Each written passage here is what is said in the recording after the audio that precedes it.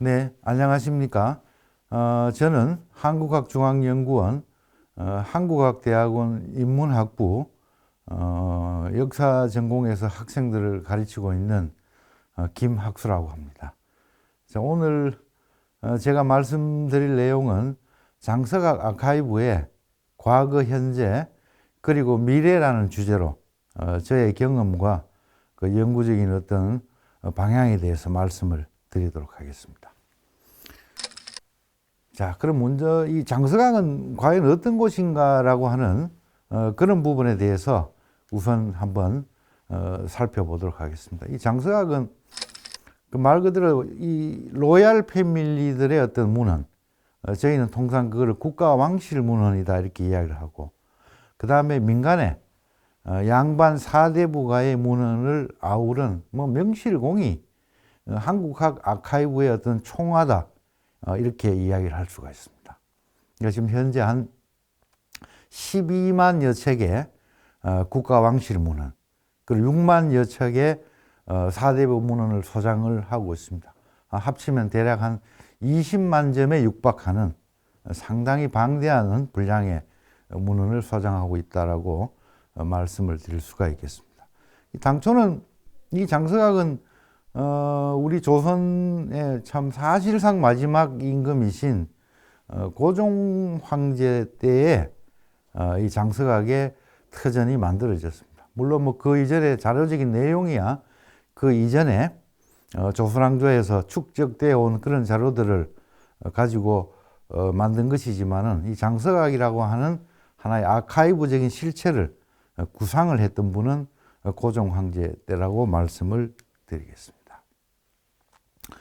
우리가 아마 여기 많은 분들이 다 알고 계실 겁니다. 예전에 국가 기록들은 대체로 이제 분산 배치를 함으로써 전쟁이라든지 자연재해가 있었을 때 어느 하나라도 남게 되면 그 유구한 어떤 기록선을 가지고 있기 때문에 나누어서 배치를 하는데, 그게 이제 흔히 말하는 4대 사고라고 이렇게 이야기합니다. 태백산에도 사고가 있었고, 저기 강화도에도 있었고, 또 묘향산에도 있었고, 다양한 산에 심산유곡에 사고를 비치해서 운영을 했는데, 그럼 이 장서각 도서의 친정집은 도대체 어디냐?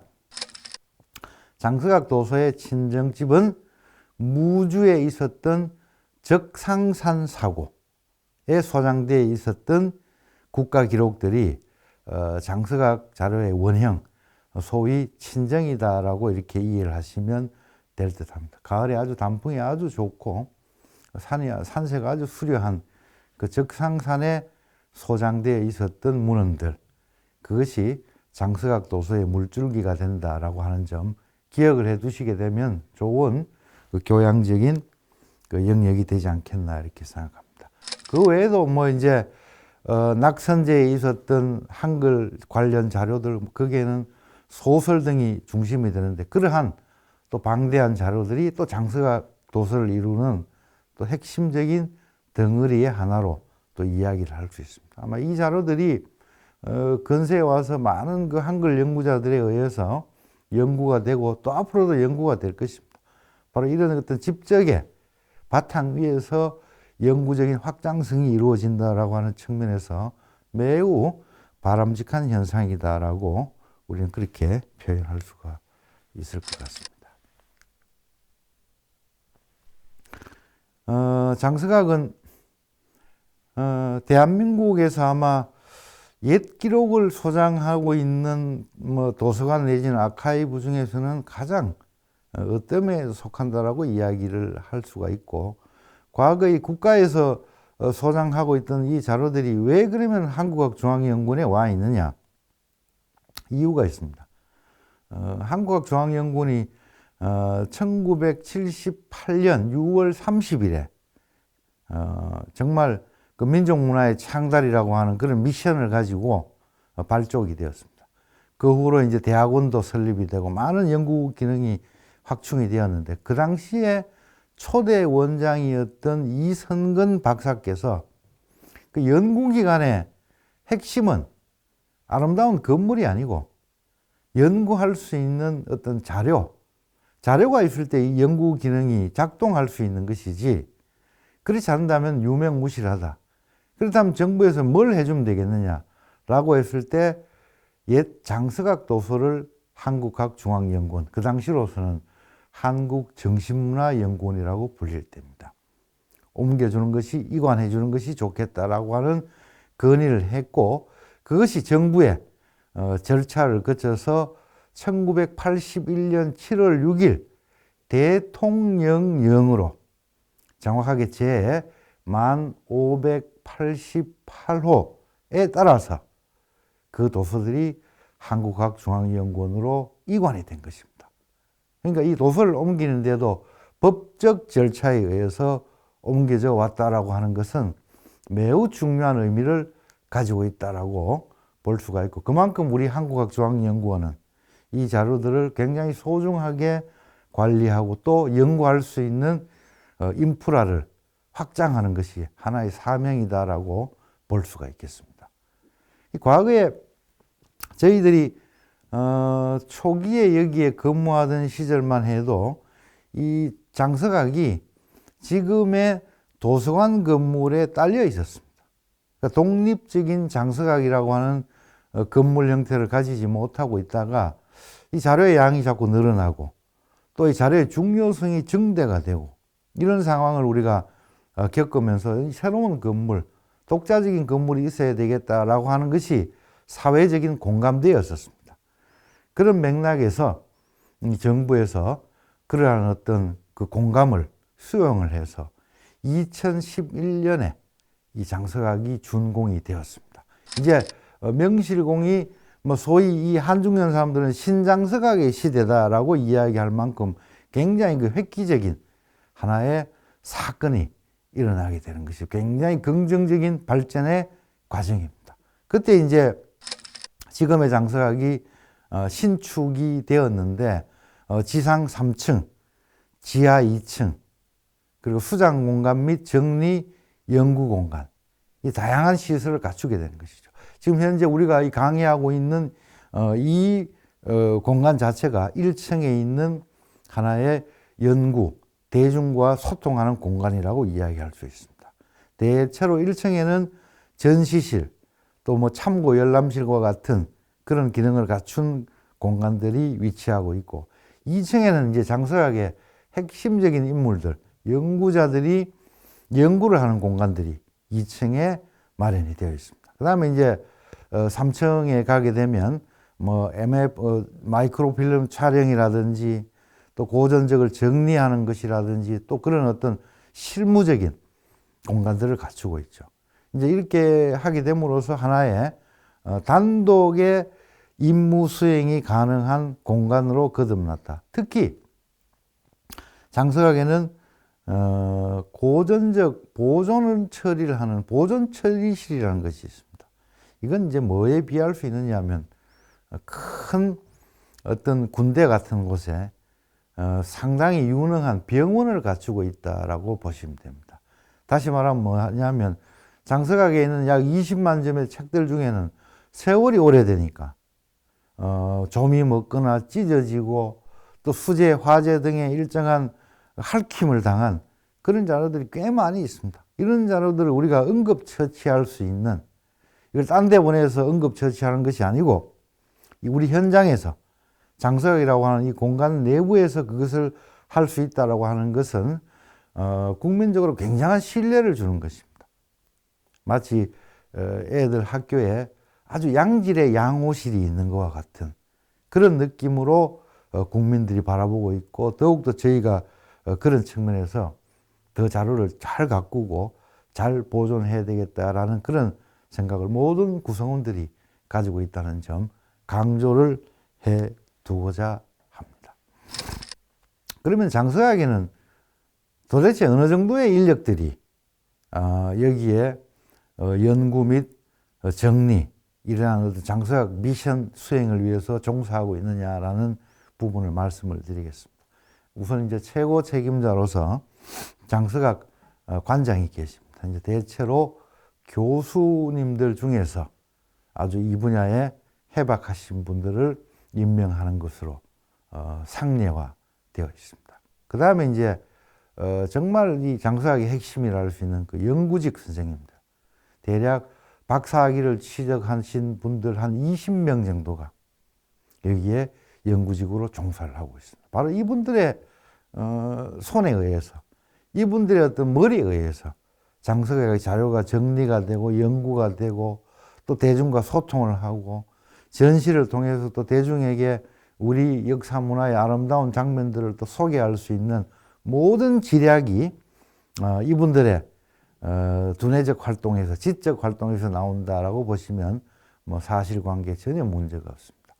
그 외에 또 사서직의 선생님들이 대체로 석사 또는 박사 학위를 취득하신 분들이 사서직으로 계시는데, 이분들이 바로 이제 도서를 그 현장에서 직접 목록도 만들고 관리도 하고 또 목록의 미비사항 등을 또 보완하기도 하고 또 외부적으로 도서 열람이 있을 때 그런 일들을 도와주는 분들, 사서분들이 한 5분 계시는데, 역시 학위를 가지고 있다는 점에서는 사실은 뭐 연구자의 뭐 버금가는 진배 없는 그런 인력이라고 이야기할 수 있고, 그 외에 이제 요즘 이제 워낙 이 IT 시대가 되니까 과거 이제 아날로그 형식의 자료 정보의 제공은 이 국민들의 어떤 만족도를 성취시킬 수가 없어요.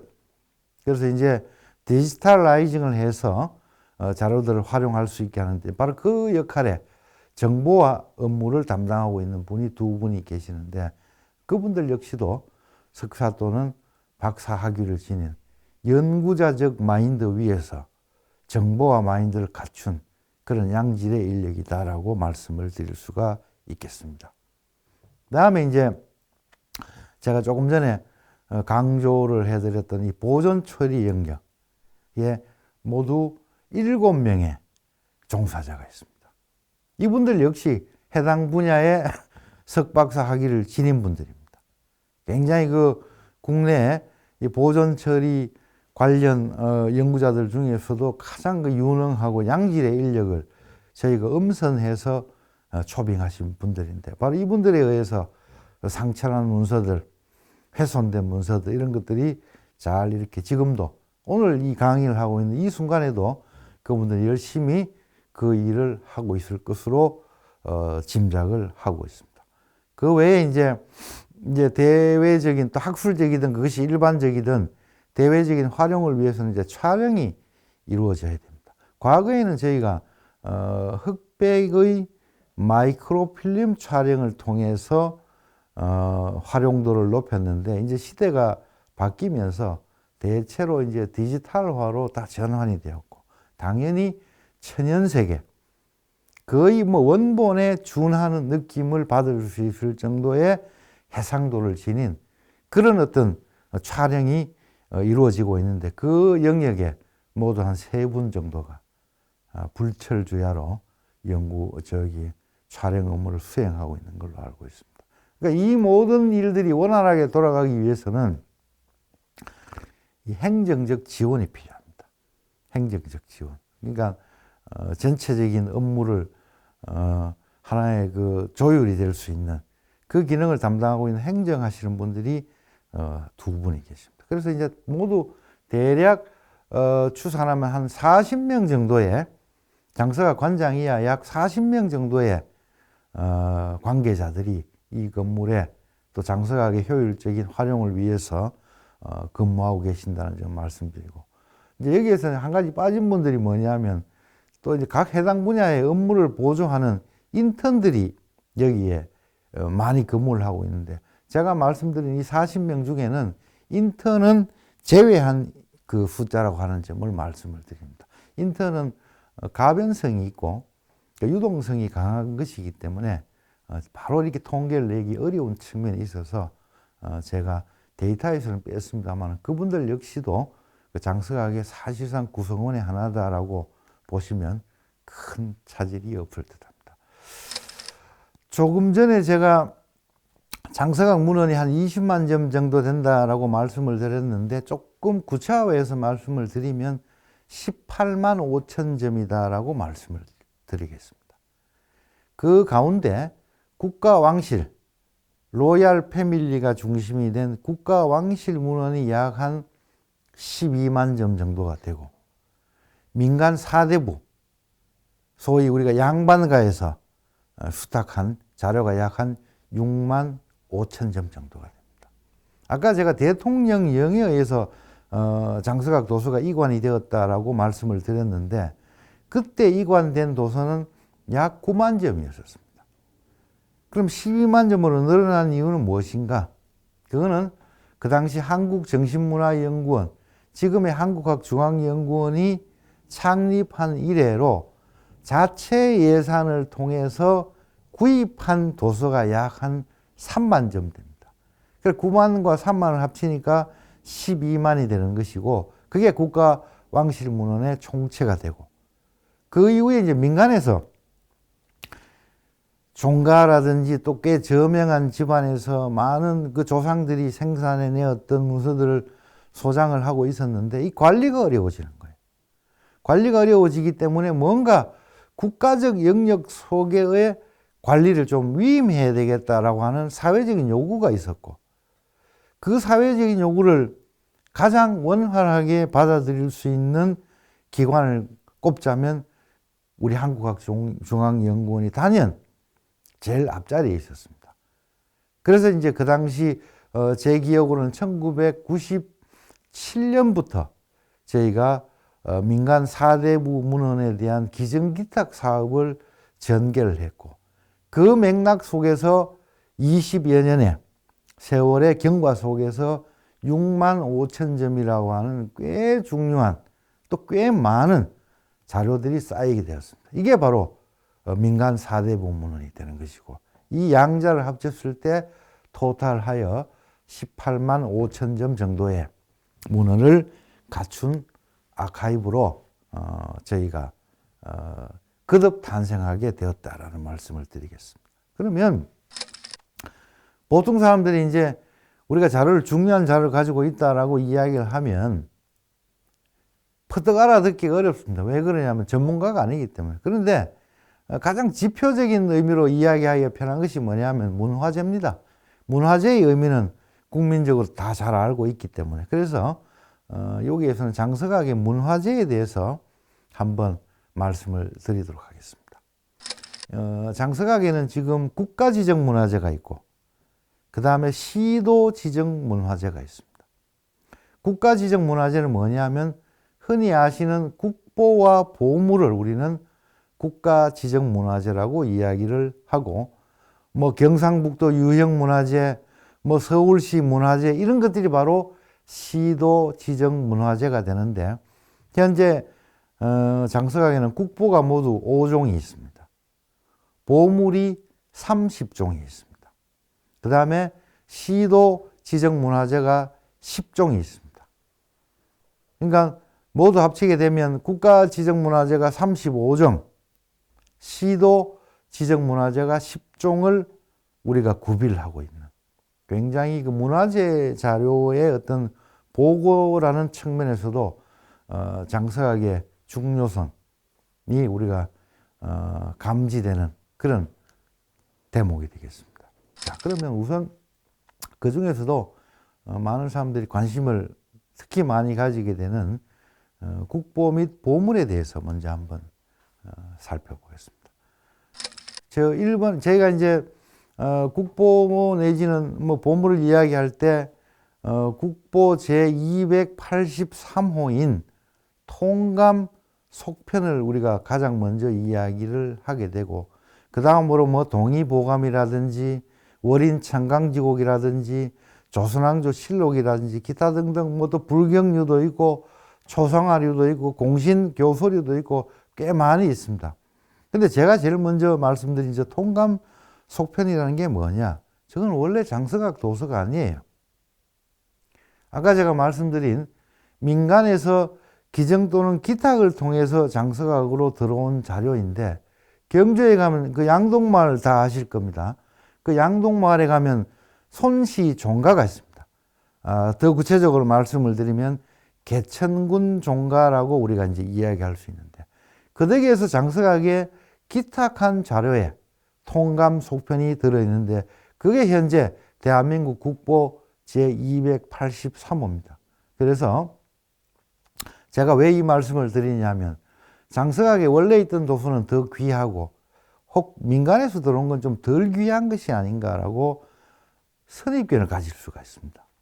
그렇지가 않다는 말씀을 드리는 거죠. 민간에서 기증 또는 기탁된 자료에 장서각에서 가장 대표적인 국보가 소장되어 있다고 하는 것. 그러면 그 기증기탁 사업이 가지고 있는 비중성에 대해서 짐작할 수가 있겠다라는 측면에서 통감 속편을 먼저 말씀을 드리는 겁니다. 그리고 더 본질적으로 이야기하면 자료를 다루는 사람은 가치평가를 할 필요가 없습니다. 그 가치평가라고 하는 것은 유구한 역사적인 전개 속에서 이루어지는 것이지 어느 시기에 어느 한 사람이 중요하다, 덜 중요하다 이렇게 이야기할 권위와 권능이 없습니다.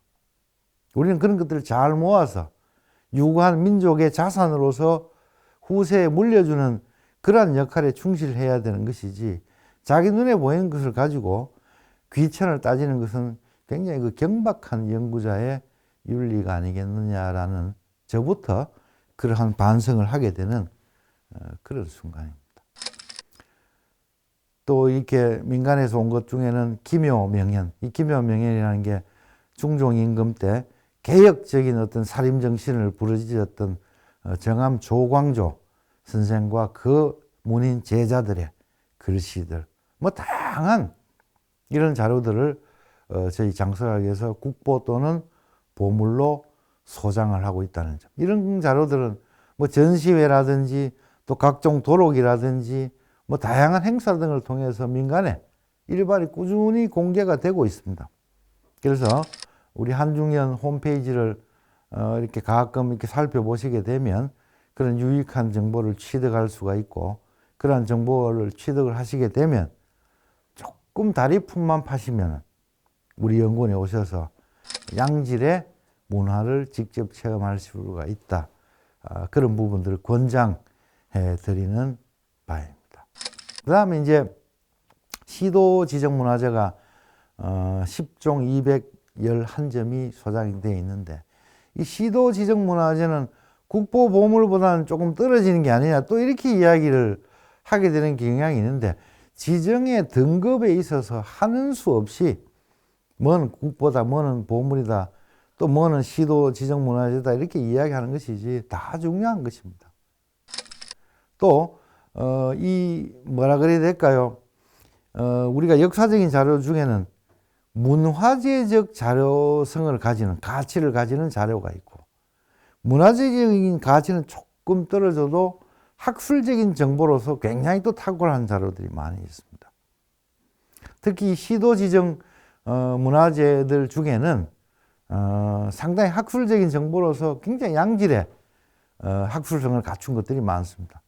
뭐 대체로 이렇게 민간에서 들어온 것들이 많은데 여기에는 이제 앞서 제가 말씀드린 경주 손시 개천군 종가, 또 뭐 성주이시 대종회, 또 경주 최시 정무공 최진립 장군의 종갓집, 또 뭐 전주이시 완양부원군 이충원 선생의 종갓집, 또 반남박시 실학자 서계 박세당 집안에서 내려오는 자료 등등 해서 꽤 많은 자료들이 지정된 상태로 보관이 되어 있고 정말 이 자료들이 연구자들에게 굉장히 호응도가 높은 그런 역할을 하고 있습니다.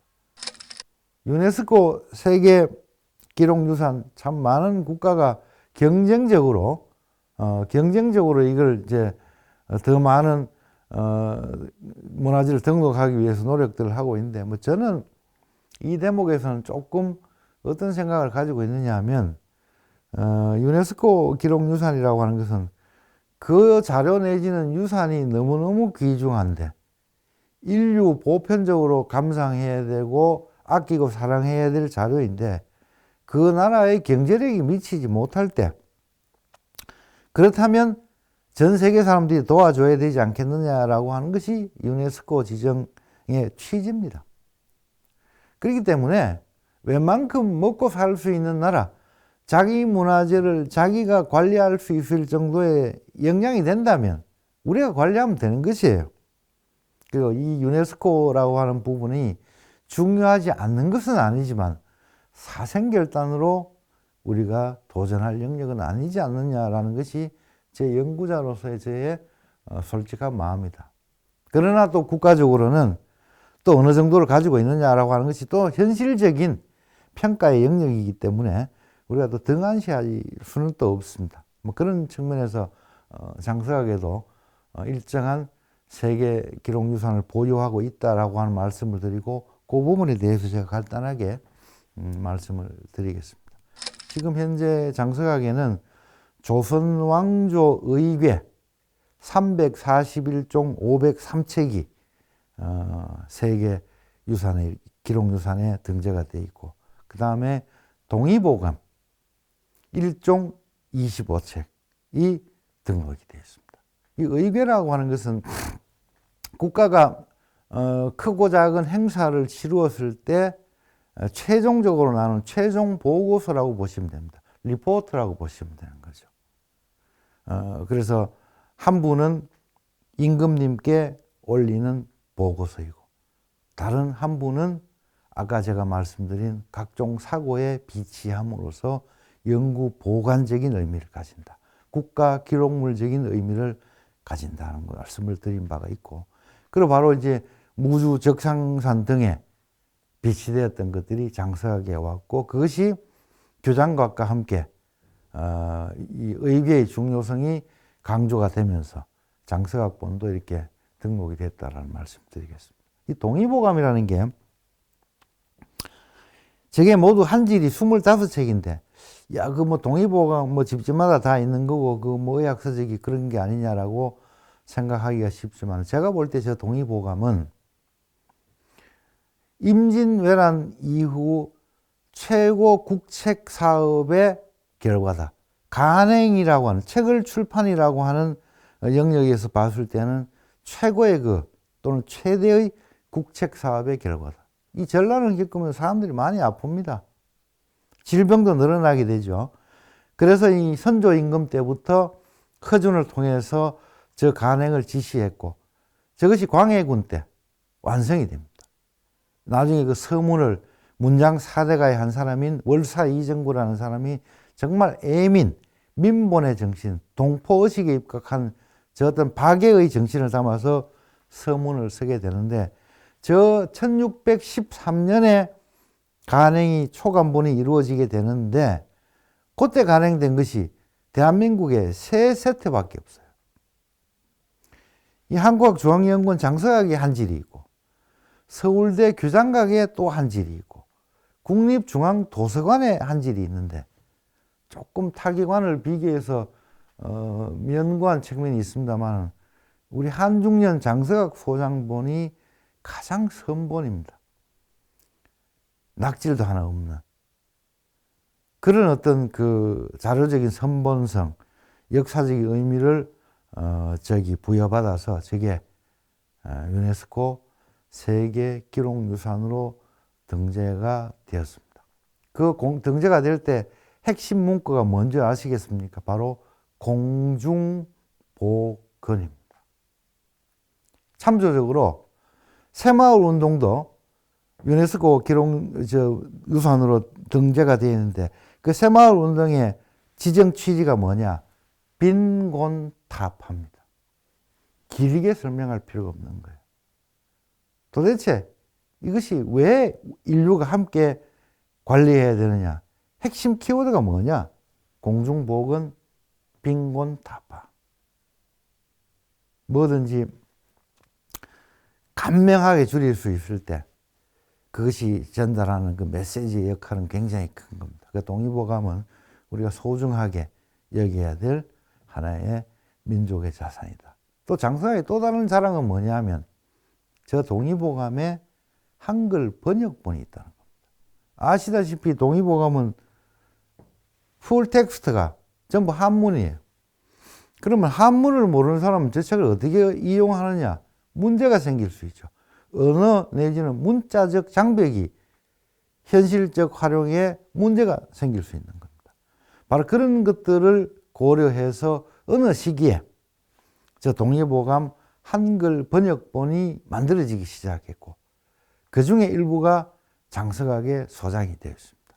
물론 그 한글본은 그 유네스코 지정 대상에서는 제외가 되었습니다만은 우리 한중년 장서각의 동의보감을 생각하실 때에는 한글본이 있다고 하는 점도 함께 아울러서 생각하는 것이 그 양질의 역사적 정보를 습득하는 방식이 되는 것이고 그것이 가지고 있는 한글본이 가지고 있는 그 아름다운 역사적인 자취도 함께 생각해 보시기 바랍니다. 아마 그런 것들이 다양한 앞으로 행사 내지는 전시 등을 통해서 또 일반에 대중에 공개될 수 있는 상황이 올 수 있다라고 저는 생각을 하고 있습니다.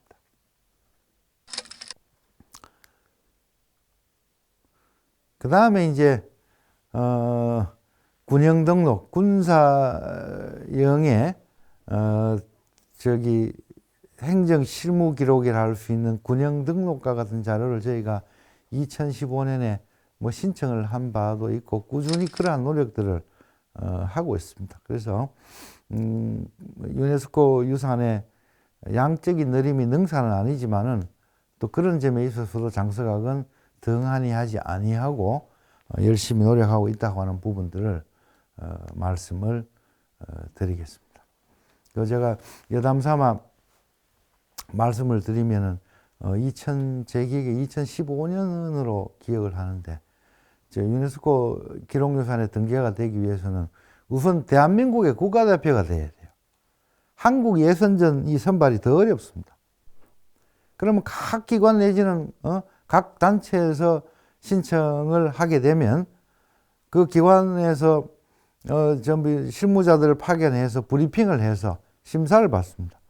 자, 그때 국립고궁박물관에 가서 제가 직접 군영 등록 심사를 받으러 갔습니다. 브리핑 시간은 5분을 1초도 넘기면 안 된다는 거예요. 그래서 무려 제가 사흘 전부터 매일 하루에 5번 내지 10번씩 연습을 했습니다. 그렇게 연습을 해서 정말 정확하게 1초도 틀리지 않는 그런 브리핑을 한 적이 있습니다.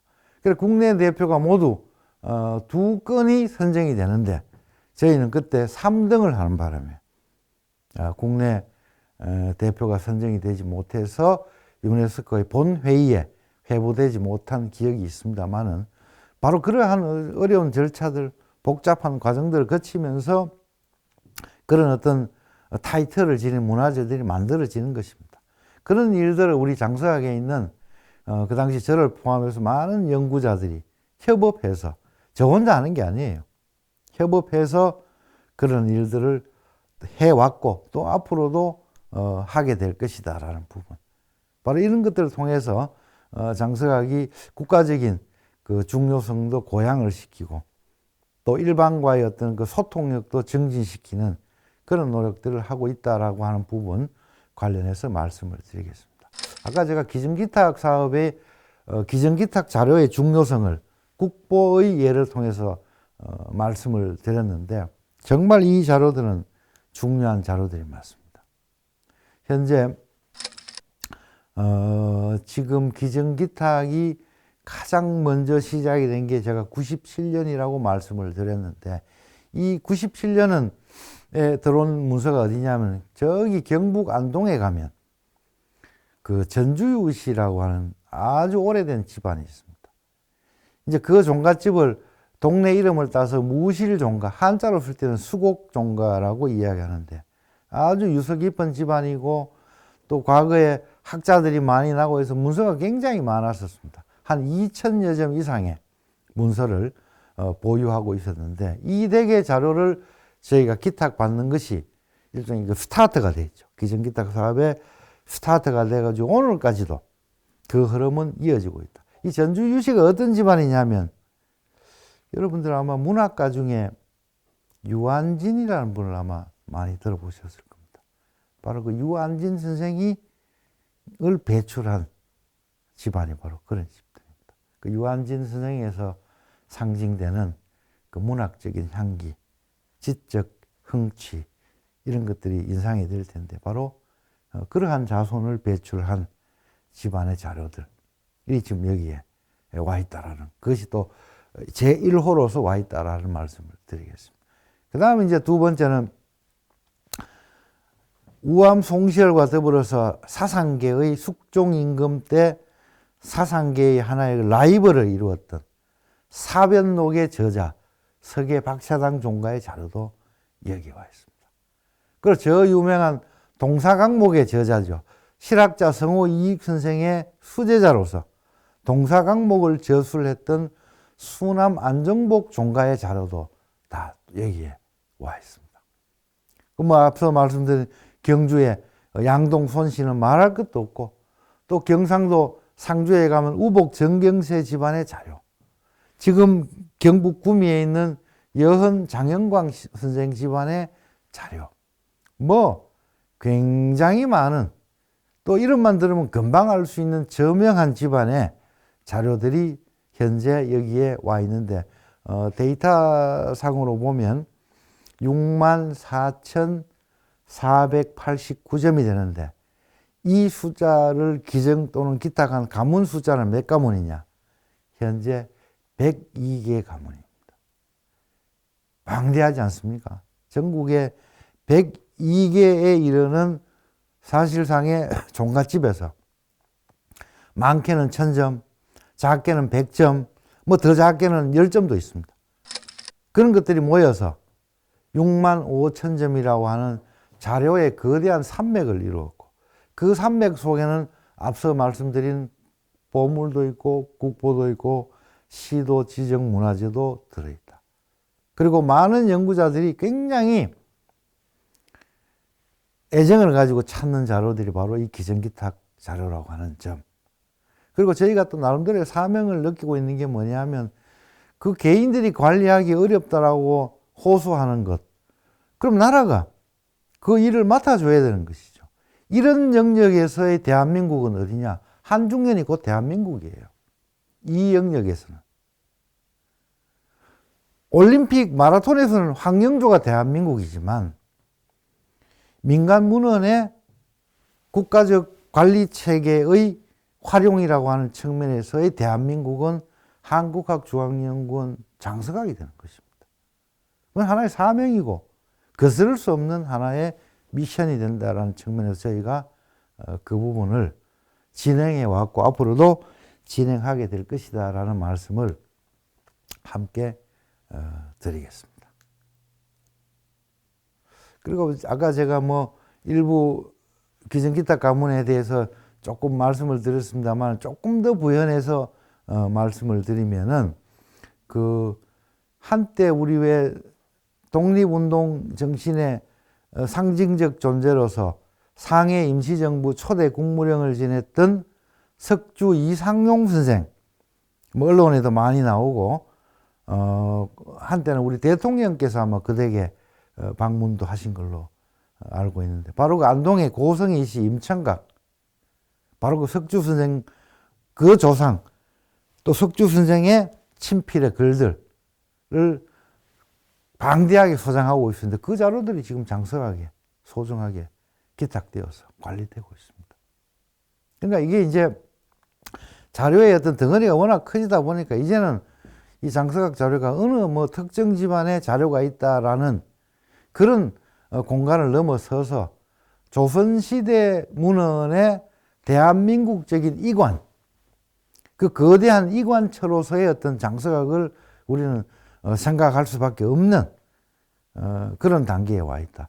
자, 실학자 박세당을 연구하고 실학자 안정복을 연구하기 위해서는 장서각이 와야 되는 거예요. 석주 선생의 독립운동 정신을 연구하기 위해서는 장서각이 와야 되는 겁니다. 그러니까 이게 어느 특정 집안의 아카이브, 미니한 아카이브가 아니고 조선적인 민간 아카이브가 이 한국학중앙연구원 장서각이라고 하는 단일적 공간으로 이렇게 이관이 되어 있다라고 보시면 큰 착오가 없으실 것이다. 그만큼 장서각이 갖고 있는 인지도, 중요성은 크다라고 하는 부분을 말씀을 드리는 것입니다. 여기에는 이제 아까 뭐 딱딱한 경서도 있지만은 여기에는 아름다운 미술품도 있습니다. 그 임천각에는 지금으로부터 약 한 250년 전에 허주 이종학이라고 하는 아주 그 뭐라 그래야 될까요? 사대부 교양을 충실히 갖춘 다음에 예인적 기질까지 갖춘, 시도 잘 쓰고 글씨도 잘 쓰고 그림도 잘 그리고 또 뭐까지 하느냐, 재산이 많았든지 뱃놀이, 주유를 또 즐기고 좋은 책이 있으면 구하지 않으면 안 되는 성격을 가지고 있고, 좋은 꽃과 좋은 나무가 있으면 꼭 사들여서 또는 획득을 해서 자신의 정원을 가꾸는 그런 기호를 가진 분이 있었는데, 허주 이종학이라는 분입니다. 아까 제가 말씀드린 석주 이상용 선생의 구대조가 되시는 분입니다. 그분이 자신의 집을 자신의 필지로 그린 것이 임천각 소장 자료 속에 남아 있습니다.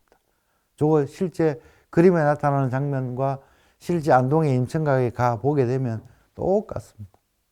참, 그래서 이런 것들을 보면서 우리가 한 점 한 점의 문서가 또 한 장 한 장의 그림이라고 하는 것이 얼마나 소중한 것인가를 우리가 알게 되는.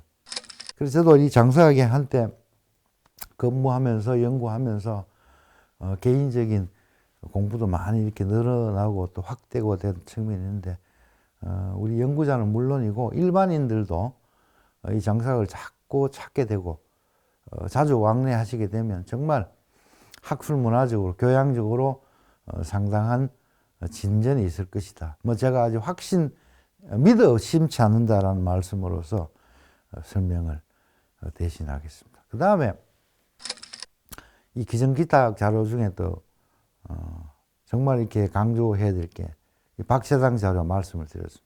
안정복 자료 말씀을 드렸습니다. 또 뭐가 있느냐? 파평윤시 윤동규 집안의 자료가 전부 여기 와 있습니다. 우리가 실학자 성호 이익을 이야기할 때 3명 내지 4명의 수제자가 있어요. 그 첫 번째 수제자가 수남 안정복이고, 두 번째 수제자가 소남 윤동규고, 세 번째 수제자가 정산 이병윤대, 성호 이익의 3대 수제자 가운데 두 수제자의 자료가 장서학에 있는 겁니다. 그리고 여기에 계통은 조금 다릅니다만 서파유의라고 하는 소론 계통의 또 실학적인 마인드를 가지고 굉장히 연구가 많이 되는 분들의 자료 역시 전부 다 여기 있습니다. 이제 그래서 조선시대 실학을 연구하기 위해서는 장서학을 반드시 활용해야 됩니다. 장서학 문헌의 활용 없이는 실학 연구는 찌부둥해질 수 있다 하는 부분들. 그러니까 실학박물관이 있고 또 성호박물관이 있고 다양한 실학 관련 기관들이 있습니다만은 이 장서학과 그런 기관들이 나중에 협업 체계를 구축을 해가지고 실학에 대한 제대로 된 연구, 종합적인 연구를 해야 할 때 장서학이 점하고 있는 위치는 매우 중요하다. 제가 뭐 한국학중앙연구원 근무를 하고 또 장서학 근무 이력이 있다고 해서 장서학 자료를 지나치게 조금 높이 이야기하는 것이 아니냐라는 그런 생각을 하실 수도 있겠지만, 저는 뭐 기본적으로 역사학자이기 때문에 사실에 입각해서 이야기합니다.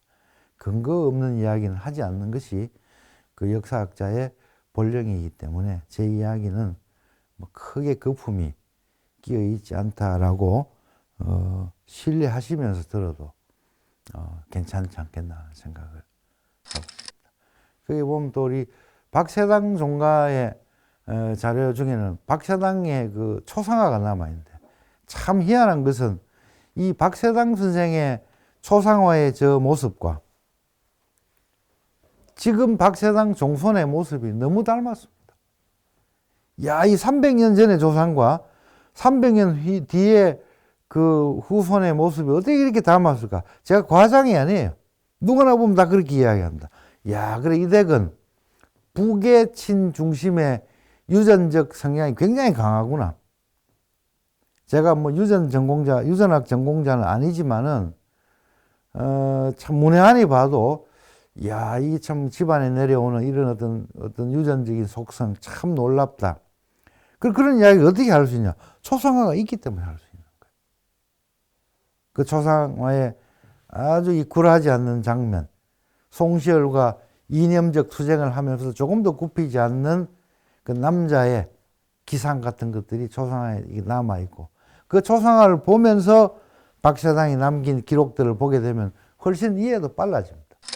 그러니까 이 모든 것이 자료라고 하는 것이 상호 시너지 효과를 발하게 되어 있기 때문에 동일 집안의 자료는 한 곳에 소장되는 것이 맞고, 그것도 그 자료들끼리 서로 대화를 하기 때문에 연구자들의 연구를 굉장히 촉진시키는 측면이 있는데, 그 점에서 이 장수학이 지니고 있는 장점은 매우 큰 것이다. 또 여기에는 박세당 선생이 문과에 장원할 때 써낸 답안지 원본, 그냥 합격이 아니고 수석으로 합격할 때 써낸 답안지의 원본이 남아 있습니다. 이 답안지 내용을 간단하게 말씀드리면 이런 겁니다. 국가의 세수라든지 많은 자원들이 있는데 이 자원을 어떻게 관리하면 좋은지 거기에 대해서 수험생들은 논하시오라고 이야기를 합니다. 그러면 자신의 의견을 써야 되는 거예요. 자신의 의견을 써야 된다. 그때 박세당 선생이 제안한 답안의 내용이 뭐냐? 모든 재화는 국가의 공적 재무 담당 부서에 귀속을 시킨다. 다만 임금께서는 얼마든지 쓰시라. 이 땅에 임금의 백성이 아닌 사람이 어디 있고 임금의 재물 아닌 것이 어디 있겠습니까? 다만 풍성하게 쓰시되 쓸 때 얼마만큼 썼다고 장부에 기재하십시오. 이렇게 이야기합니다. 분명하죠. 왕의 권한의 절대성을 인정을 하되 명백하고 분명한 입출입 관리, 얼마 몇 월 며칠 날 어느 정도를 가져갔다라고 쓰고 가져가시라 라고 하는 것이 박세당이 제안했던 방식이고, 어찌 보면 임금의 입장에서는 조금 기분이 상할 수 있는 답안지임에도 불구하고 저 답안이 장원이 될 수 있었던 것은 저 답안을 장원으로 뽑을 수 있었던 조선 시험관들의 안목과 기상이 있었다는 뜻입니다. 좋은 인재의 좋은 답안을 채택할 수 있는 저 답안을 잘 쓴 박세당도 훌륭한 사람이지만 저 답안을 임금의 심기 불편함을 무릅쓰고 1등 답안지로 뽑을 수 있었던 그 당시 시험 관계자들의 기상도 우리는 함께 평가를 해야 된다. 그 답안지는 한 장이지만은 저 답안지가 가지고 있는 역사적인 함의는 매우 큰 것이다. 바로 그런 자료들이 우리 장수학이 보유하고 있는 양질의 학술적인 자산이 되는 것이다. 지금 뭐 시간이 많지 않기 때문에 제가 많은 걸 이야기하고 싶어도 다 이야기할 수가 없습니다. 18만 점 이야기를 언제 다 하겠습니까? 그러나 제 이야기에 우리 옛날 말에 이런 말이 있습니다. 온 솥에 국을 다 먹고 나야 그 솥의 국맛을 아는 것이 아니고 한 숟가락 더 먹어보면 하는 겁니다. 그걸 이제 1년의 지 전정짐이라고 한 스푼의 국맛을 보면 그 솥의 국맛, 전체 국맛을 안다라는 그런 비유법들이 있는데, 제가 조금 전에까지 계속 이렇게 말씀드렸던 그러한 내용들을 잘 상기하시게 되면 18만 점 가운데 오늘 여러분들한테 제가 말씀드린 건 한 스푼에 불과한 것이지만 그 한 스푼을 통해서 18만 점에 이르는, 그건 또 20만 점에 이르는 장서각의 온 솥의 자료적인 국맛을 우리 유능하신 분들께서는 충분히 감지할 수 있지 않겠나 라는 생각을 하면서 우리 장서각을 앞으로 더 많이 아껴주시고 더 많은 관심을 가져주십사라고 하는 그런 당부의 말씀을 드리면서 저희 모든 오늘 강의는 마치도록 하겠습니다. 감사합니다.